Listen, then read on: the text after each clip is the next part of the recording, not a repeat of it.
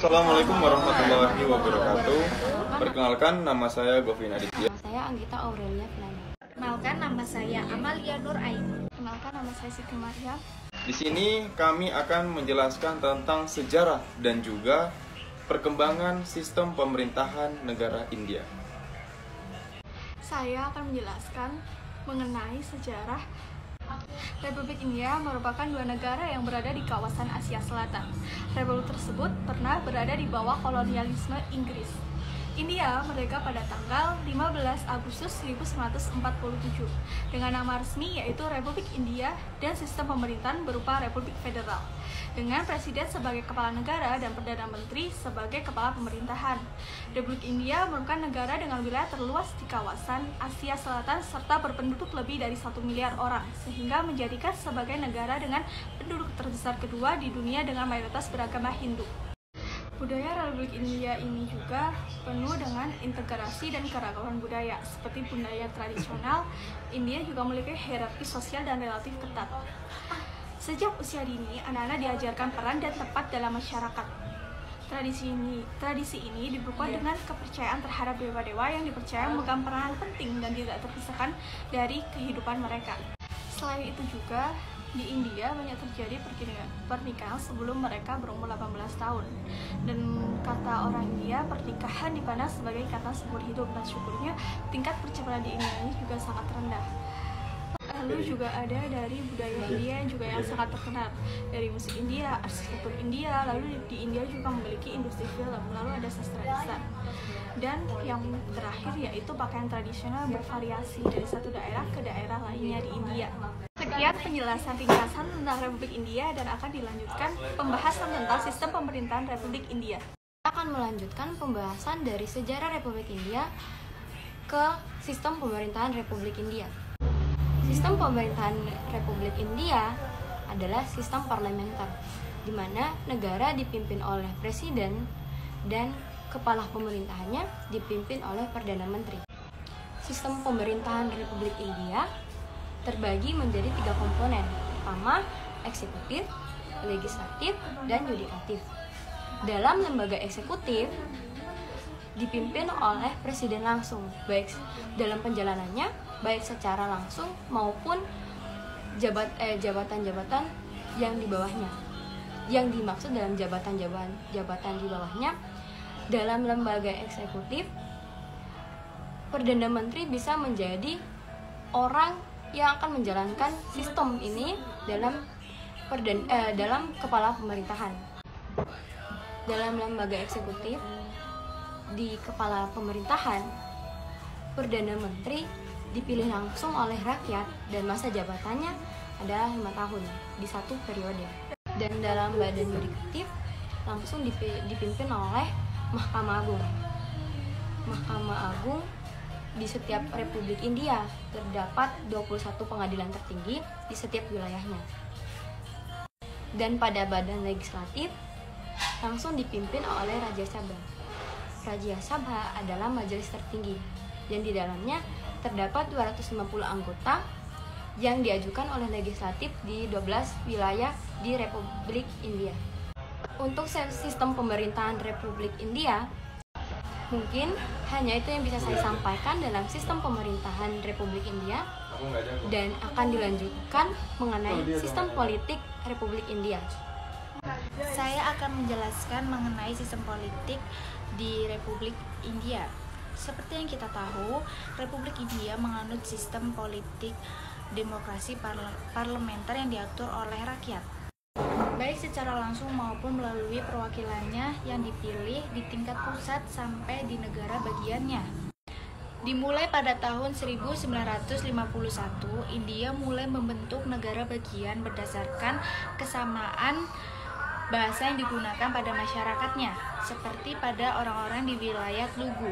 Mereka merasa tidak relate dengan orang-orang di wilayah dengan bahasa Tanwil, maka dengan ini dibentuklah negara bagian.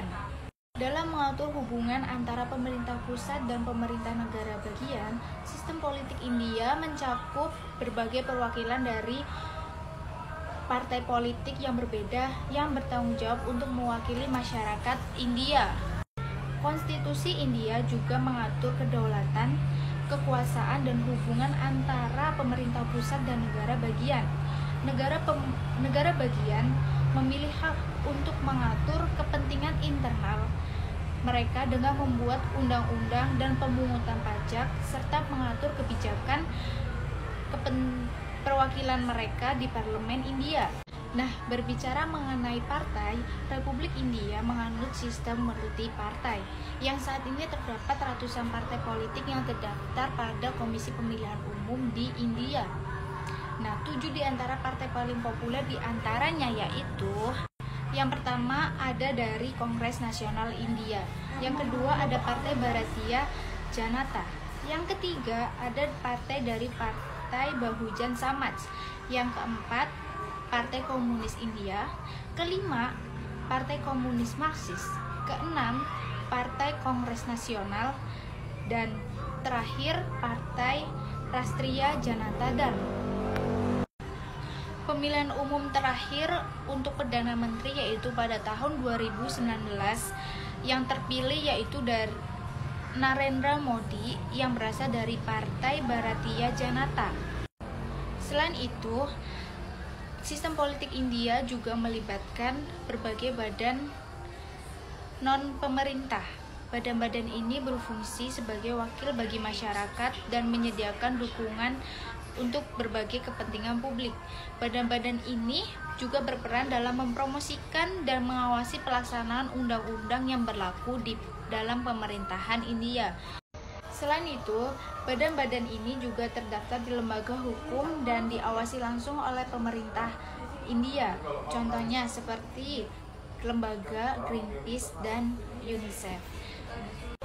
Baik, sekian penjelasan dari saya. Selanjutnya akan dilanjutkan oleh rekan saya yang akan menjelaskan mengenai multi-layer government. Oke, dari penjelasan teman-teman saya tadi mengenai sejarah terbentuknya pemerintahan India, bagaimana sistem pemerintahan dan bagaimana sistem politik di India, saya di sini ingin menjelaskan tentang multi-layer government, bagaimana pemerintah membagi kekuasaannya. Sesuai dengan yang telah dijelaskan teman-teman saya tadi, bahwa India merupakan negara yang menganut sistem federal, di mana ada kekuasaan tertinggi di skup negara pusat, lalu ada negara-negara bagian.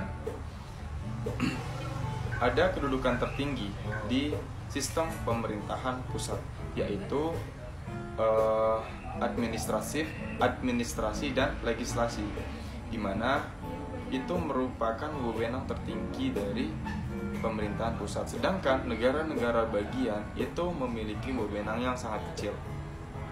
Pembagian kekuasaan antara pemerintahan pusat dan negara-negara bagian atau negara pusat dan negara bagian itu dilakukan dalam keputusan legislatif. Ya, legislatif itu yang mengesahkan keputusan-keputusan tersebut antara pemerintahan pusat dan negara-negara bagian. Dalam keputusan-keputusan tersebut menghasilkan 3 poin di dalamnya.